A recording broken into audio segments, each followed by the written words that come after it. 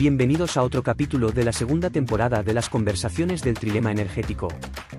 En este episodio 27, María Luisa y Ham charlan con Alejandro Rosell, un super experto en renovables que compagina su rol como consultor líder en Nubix, su rol como headhunter en Worldwide Recruitment Energy, gerente de Energoya y consultor en su propia firma Sun Advisors.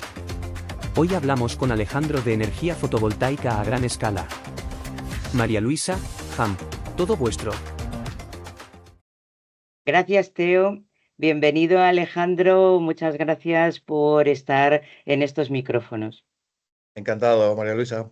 Bueno, como es habitual, siempre preguntamos a todos los que pasáis por aquí que nos traigáis un dato. Alejandro, ¿qué dato quieres compartir con nuestros oyentes? Bueno, yo como he trabajado prácticamente toda mi vida en el sector energías renovables y particularmente en la parte de solar, voy a dar un dato sobre solar y bastante actualizado. El año pasado se instalaron en todo el mundo, se estima, todavía no hay cifras finales, unos 500 gigavatios de paneles fotovoltaicos. Si calculamos una media de 400 vatios por cada panel, en total se instalaron 1.250 millones de paneles. Esto supone que cada día se instalaron unos 3,5 millones de paneles, cada hora 142.700, cada minuto 2.378 paneles y cada segundo 39,6 paneles.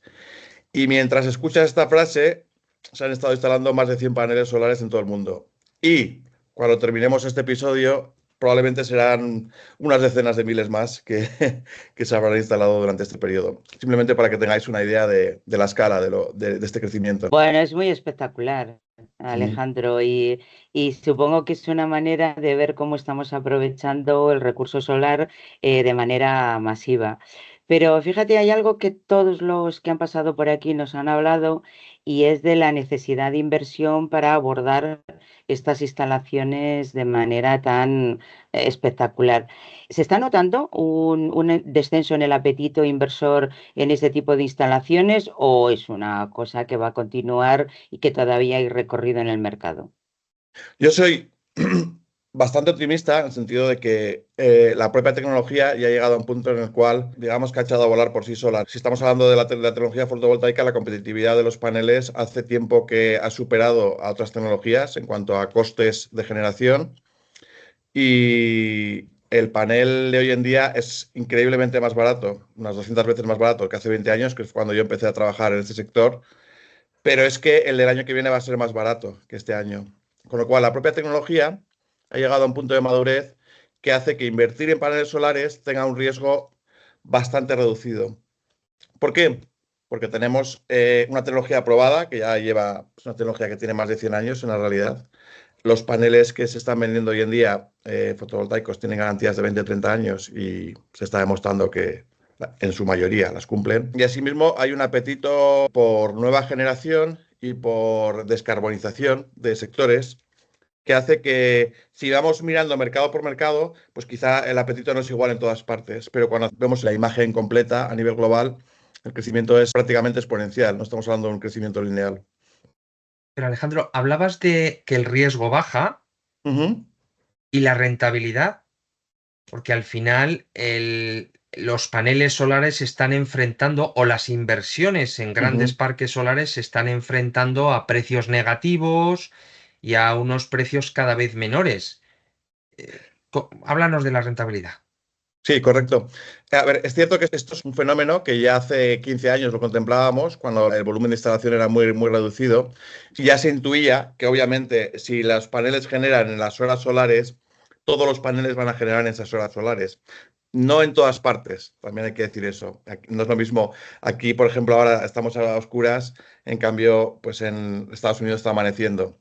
Si los paneles generan, digamos, en España, todos a la misma hora, una hora muy parecida, pues obviamente en el momento en el que todos entren a generar, teniendo en cuenta el diseño que tenemos de mercado eléctrico, vamos a tener una demanda muy alta en ciertas horas que va a hacer que los precios caigan, incluso que sean negativos. Esto ya existe a día de hoy, ya está pasando. Los precios negativos pasó el año pasado y esto hace que en ciertos momentos la rentabilidad de las plantas se reduzca. Dicho lo cual, ¿va a producirse una canibalización que haga que el mercado colapse, etcétera? Yo tengo mis dudas por varios motivos.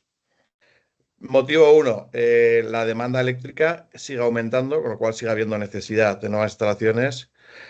Aparte de esto, cada vez los nuevos parques que están llegando vienen acompañados de otra tecnología, que es la tecnología de almacenamiento, que permite de alguna manera complementar esta generación con el almacenamiento, y en los momentos en los que pueda haber exceso de generación que no se paga en el mercado o que está muy barata, esta tecnología se puede almacenar y vender en momentos en los cuales la rentabilidad sea más alta.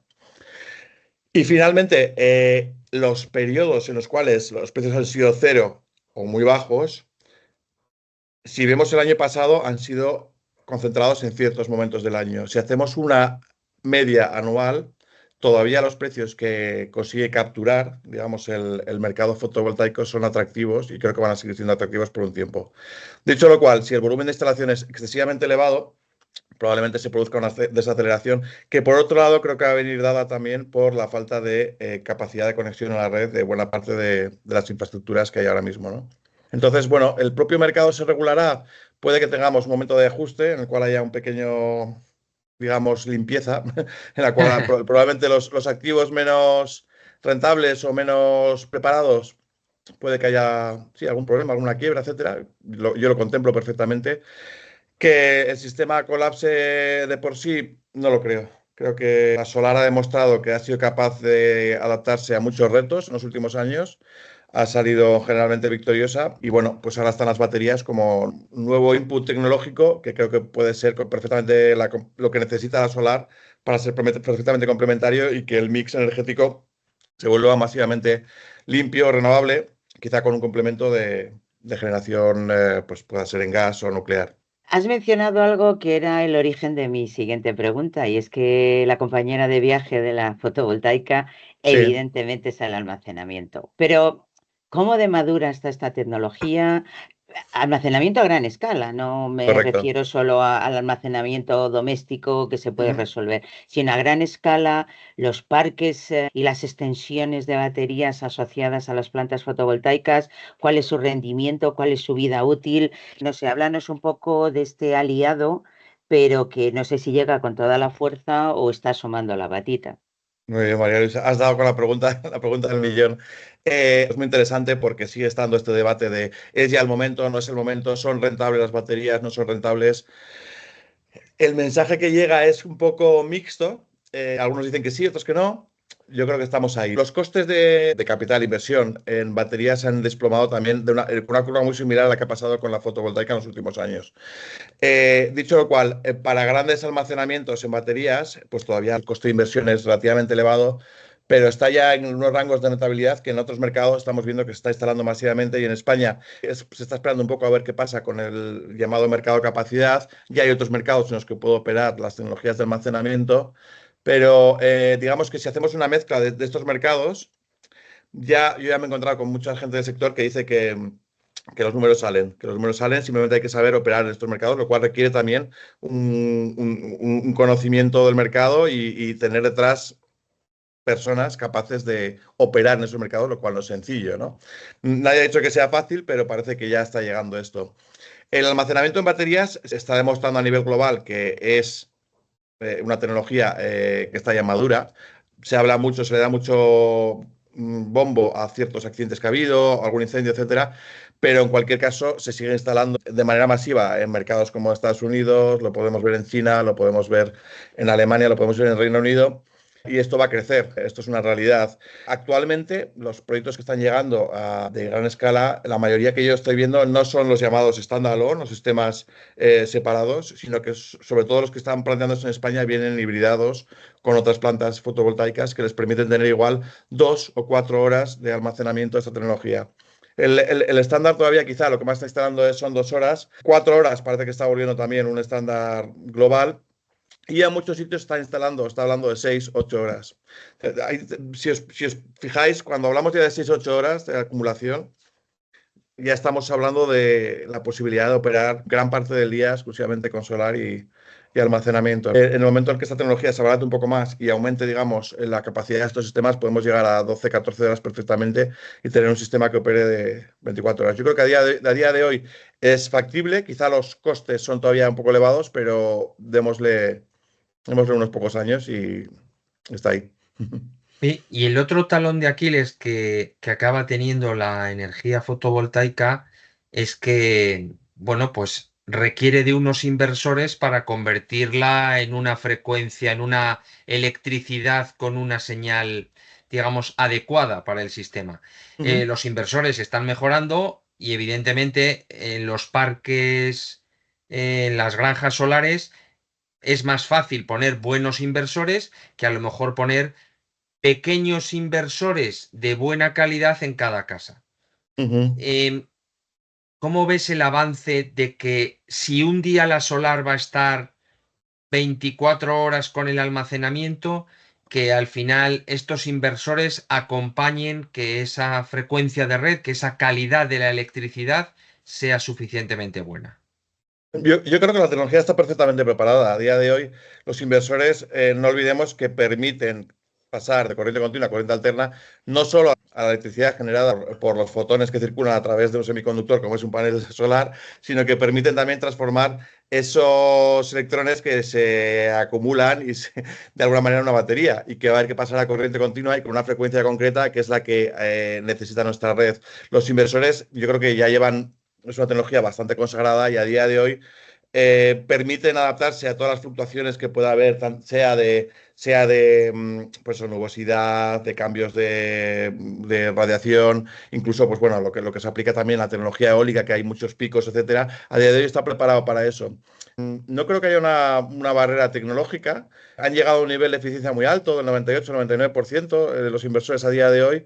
Y quizás se está trabajando en reducir costes, lo que tú decías, igual trabajando con inversores a mayor escala que permitan bueno, pues, hacer una conversión más eficiente y con una menor inversión de capital. O, por otro lado, hay otra tendencia, ¿no? Que es la de los microinversores, que es utilizar estos pequeños inversores con cada panel que a priori no parece tan eficiente, porque al final necesitarías un inversor por panel, pero que dependiendo del tipo de instalaciones puede ser la solución más eficiente en cuanto a costo y rendimiento. Entonces, en cuanto a tu pregunta de si hay algún reto técnico, no lo creo y además creo que está preparado para asimilar el volumen de acumulación que viene, no olvidemos, no solo por las baterías, sino también por otras tecnologías como puede ser el almacenamiento por bombeo hidroeléctrico, que es otra de las grandes tecnologías que también tenemos en nuestro país y muy abundante. Fíjate que llevamos ya un buen rato de conversación, hemos hablado de fotovoltaica, de sus Ujú, placas, hemos hablado de almacenamiento, de inversores, pero Alejandro, ¿cómo es la cadena de valor de esta tecnología? ¿Está ujú. deslocalizada? ¿Es propietaria en una situación geográfica? No sé, sitúate en Europa, ya no digo en España, ¿no? ¿Cómo es la cadena de valor de la tecnología fotovoltaica y quién es quién? ¿O Muy quiénes bien. son los grandes players? Muy buena pregunta. Mira, cuando yo empecé en esta industria, yo empecé trabajando para una empresa que se llama Tersa, que fabricábamos aquí paneles, fabricamos en Valencia paneles solares. Las células venían de Estados Unidos y el resto de materiales, creo que venían de España, la mayoría, incluido el vidrio, etcétera. Curiosamente esto ha desaparecido. Ya no tenemos fábricas de paneles en España, quitando quizá un ejemplo, pero la gran mayoría de las plantas que había entonces en Europa han desaparecido y se han deslocalizado a China. Dicho lo cual, esto no ha pasado solo en la industria solar, sino que ha pasado en otro tipo de industrias, como sabéis, como puede ser la industria textil, puede ser la industria de semiconductores, chips, etcétera, ¿no? Efectivamente, buena parte de la cadena está ubicada en China, sobre todo lo que es la producción de silicio de grado cristalino, silicio metalúrgico, luego la producción de las células con las cuales se integran los paneles y la producción final del panel con todos los insumos. Digamos que el 95% del mercado global está ahora mismo en China, aunque hay varios productores que están en Vietnam, en Tailandia, Taiwán y Japón, Corea, que todavía tienen una pequeña parte del pastel. Esta cadena efectivamente está muy concentrada en lo que es la producción del módulo en estos mercados, pero todavía hay sectores como puede ser la producción de inversores que hablábamos antes o transformadores en los cuales no solo hay industria en España, sino que somos muy competitivos a día de hoy. Otros insumos que participan de esta cadena de valor y en los cuales Tenemos fabricantes en España, pueden ser los fabricantes, por ejemplo, de seguidores, trackers, estructuras de seguimiento metálicas y luego todo lo que sería electrónica, digamos, lo que se llama el BOS, el Balance of System, que puede ser electrónica desde cableado a medidores, etcétera, que seguimos teniendo productores locales y competitivos en calidad y precio. Se habla mucho de la dependencia que hay de China de todos estos insumos y de los paneles. Esto es cierto, y yo creo que supone un riesgo geopolítico, en el sentido de que, bueno, dependemos de un país que es muy diferente al nuestro, y en cuanto a temas políticos, etcétera. Y bueno, sí que creo que por un tema estratégico debería potenciarse, por lo menos que hubiera parte de esta industria más cercana o, digamos, en Europa. Pero también creo que la gran capacidad que han tenido los chinos de reducir estos precios, no solo de los paneles, sino de baterías, etc., ha permitido un despegue histórico de esta tecnología y nos ha permitido estar donde estamos ahora mismo. Y no olvidemos, a veces dicen, no, es que vas a cambiar la dependencia de Arabia Saudí del petróleo por los chinos. No es la misma comparación. Un panel lo compras una vez y te dura 30, 40 años. El petróleo lo tienes que comprar constantemente. No es diferente. Bueno, buena conclusión final. Alejandro, muchísimas gracias. No A ti. querríamos cerrar la conversación sin hacerte la pregunta que hacemos a todos los ponentes. Claro. Si le pudieras pedir a la lámpara de Aladino un deseo para desbloquear el trilema energético, ¿qué le pedirías? Yo creo que lo he citado un poco antes y es que lo creo sinceramente. Si podemos tener baterías que nos duren 14, 15 horas a un precio competitivo, es game over para otro tipo de tecnologías ahora mismo. Fantástico. Muy bien. Bueno, Alejandro, yo creo que tu petición está sobre la mesa. Eso necesita mucha I+D y necesita Pero mucho está ahí, esfuerzo. está llegando, está Sí, llegando. sí, sí. Así que cada uno que recoja el guante, ha sido un gusto escucharte y conversar contigo, y esperemos que con tus opiniones y estemos dando luz a este mundo de las energías renovables y en particular a la fotovoltaica a todos nuestros oyentes. Muchas gracias, Alejandro. Nada, gracias a vosotros, ha sido un gusto. Esperamos que os haya gustado. En el próximo capítulo, hablamos con Laura Ojea, responsable de energía en el periódico El Español, y se viene una conversación muy entretenida.